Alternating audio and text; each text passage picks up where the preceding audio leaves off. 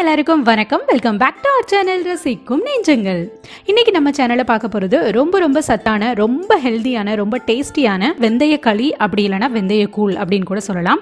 முக்கியமா நம்ம எல்லாருக்குமே நம்மளோட குழந்தைங்க நல்ல புசு புசுன்னு பாக்குறதுக்கு சூப்பரா அமுல் பேபி மாதிரி இருக்கணும் அப்படின்னு ஆசை இருக்கும். அந்த மாதிரி குழந்தைங்களுக்கு செஞ்சு கொடுத்தீங்க அப்படின்னா நல்ல அமுல் பேபி மாதிரி ஆயிடுவாங்க. சோ அது என்ன ரெசிபி அப்படிங்கறத வீடியோக்குள்ள போய் பார்த்து தெரிஞ்சுக்கலாம். பட் அதுக்கு முன்னாடி as usual thought of the day. நம்ம வாழ்க்கையில மத்தவங்களுக்கு உதவணும் அப்படின்னு நினைச்சோம் அப்படின்னா பணமோ பொருளோ கொடுக்கிறது மட்டும்தான் உதவி அப்படிங்கிறது இல்ல. நம்மளோட வார்த்தைகளால மத்தவங்களுக்கு நன்மை ஏற்படும் அப்படின்னா நம்ம சொல்ற நல்ல வார்த்தைகள் கூட அவங்களுக்கு ஒரு மிகப்பெரிய உதவிதான். சோ நல்லதையே சிந்திப்போம், நல்லதையே பேசுவோம். இப்ப வாங்க வீடியோக்குள்ள போலாம்.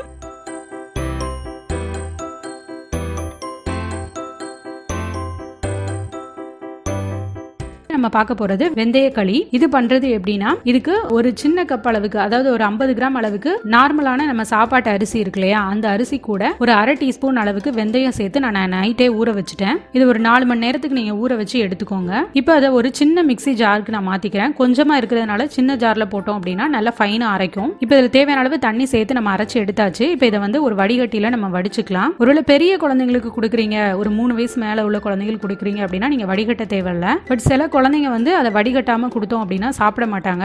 அதனாலதான் நான் வடிகட்டியும் காமிச்சிருக்கேன். இப்போ இதை வடிகட்டி அந்த பாலை மட்டும் நம்ம தனியா எடுத்துக்கலாம். வடிகட்ட ரொம்ப கஷ்டமா இருந்துச்சுன்னா இந்த மாதிரி கொஞ்சமா தண்ணி சேர்த்துட்டு நீங்க வடிகட்டிக்கோங்க. இப்போ ஒரு பாத்திரத்துல ஒரு 100 ml அளவுக்கு தண்ணி சேர்த்துக்கோங்க. சேர்த்துட்டு உங்களுக்கு சுவைக்கு தகுந்த மாதிரி வெல்லம் சேர்த்துக்கோங்க. வெல்லம், நாட்டு சக்கரை, அப்படி இல்லைன்னா கருப்பட்டி, அந்த மாதிரி எது வேணாலும் சேர்த்துக்கலாம். சுத்தமானதா சேர்த்துக்கோங்க, இல்லைன்னா வடிகட்டி சேர்த்துக்கோங்க. இப்போ அந்த வடிகட்டி எடுத்து வச்சிருந்தோம்ல, அந்த பாலை இதோட சேர்த்துக்கலாம்.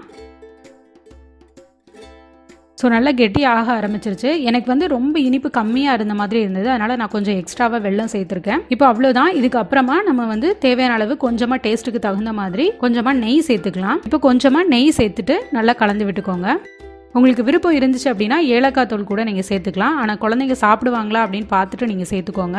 அவ்வளோதான், சூப்பரான வெந்தய களியும் ரெடி ஆயிருச்சு. இதுவும் ரொம்ப சில்லுன்னு இல்லாமல் கொஞ்சம் லைட் வார்மாக இருக்கும் போதே நீங்கள் வந்து குழந்தைங்களுக்கு ஊட்டி விட்டுருங்க. இதுவும் ரொம்ப ஆரோக்கியமானது. அது மட்டும் இல்லாமல் உடம்புக்கு ரொம்ப குளிர்ச்சியானதும் கூட. ஸோ இப்போ வந்து சம்மர் சீசன் ஆரம்பிச்சிருச்சு. இந்த சீசனில் நீங்கள் வந்து இதெல்லாம் செஞ்சு கொடுத்தீங்க அப்படின்னா குழந்தைங்களுக்கு வந்து எந்த விதமான வயிற்று பிரச்சனையும் வந்து வராமல் இருக்கும். உடம்பு சூடுனால எந்த பிரச்சனையும் வராமல் நீங்கள் பார்த்துக்கலாம். அதே டைமில் இது ரொம்ப ஆரோக்கியமானது. நல்ல உடம்பு வந்து தேறி வரும்.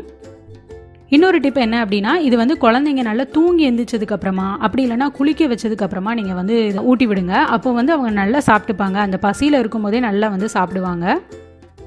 ஓகே, அவ்வளவுதான். சூப்பரான ரெசிபி வந்து உங்களோட ஷேர் பண்ணியிருக்கேன். கண்டிப்பா எல்லாருமே ட்ரை பண்ணி பாருங்க. அவ்வளவுதான். இந்த வீடியோ உங்களுக்கு பிடிச்சிருந்துச்சு அப்படின்னா கட்டியா லைக் கொடுங்க. இந்த வீடியோ யாருக்காச்சும் யூஸ்ஃபுல்லா இருக்கும் அப்படின்னு தோணுச்சுன்னா கண்டிப்பா உங்க ஃபேமிலி அண்ட் ஃப்ரெண்ட்ஸோட ஷேர் பண்ணுங்க. அண்ட் இந்த வீடியோ பத்தின உங்களோட கருத்துக்கள் என்னென்ன அப்படிங்கறத மறக்காம கமெண்ட்ல கீழே சொல்லுங்க. முக்கியமா நம்ம சேனலை சப்ஸ்கிரைப் பண்ண மறக்காதீங்க. சப்ஸ்கிரைப் பண்ணிட்டு கூடவே இருக்கிற பெல் ஐக்கானை கிளிக் பண்ணி ஆல் அப்படின்ற ஆப்ஷனையும் கொடுத்துக்கோங்க. அப்பதான் ஃபியூச்சர்ல அப்டேட் பண்ணக்கூடிய ஒவ்வொரு யூஸ்ஃபுல்லான வீடியோட நோட்டிஃபிகேஷனும் உங்களுக்கு தவறாம வந்து சேரும். இன்னும் நிறைய நல்ல வீடியோஸ்லாம் மிஸ் பண்ணாம பார்க்கணும் அப்படின்னு நினைச்சீங்க அப்படின்னா கண்டிப்பா சப்ஸ்கிரைப் பண்ணி வச்சுக்கோங்க. அப்புறம் நான் எப்பவுமே சொல்ற மாதிரி நம்ம வாழ்ற லைஃப் ஒரே ஒரு தடவை தான். ஸோ வாழ்ற வரைக்கும் ஹாப்பியா இருங்க, ஜாலியா இருங்க, சந்தோஷமா இருங்க, சிரிச்சுக்கிட்டே இருங்க. இன்னொரு இன்ட்ரெஸ்டிங்கான சூப்பரான யூஸ்ஃபுல்லான வீடியோவோட நான் உங்களை மீட் பண்றேன். இவ்வளவு நேரம் பொறுமையை அந்த வீடியோவை பார்த்து ரசித்த அத்தனை ரசிக்கும் நெஞ்சங்களுக்கும் மிக்க நன்றி. வாழ்க பாரதம், வளர்க நம் தமிழ்.